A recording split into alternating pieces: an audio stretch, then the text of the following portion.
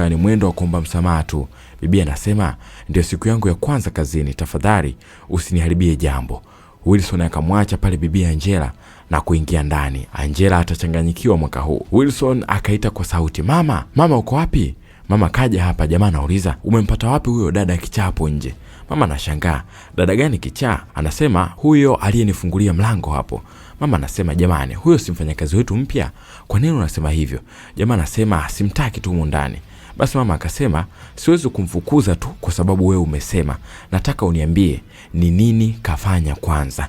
Jamaa anasema, ameharibu gari yangu huko njiani. Mama anasema, kwa hiyo kumbe ilikuwa ni wewe uliyemrushia mwenzako maji machafu Hapo sasa mama anasimama upande wa Angela tena, anamgeuka mwanae. Anasema, hata hukuomba msamaha na ukamsema kwamba hajui hata kuongea Kiingereza. Kwa nini unakuwa hivyo wewe mtoto? Na tabia ya kuendesha gari unatumia simu nimekukataza mara nyingi.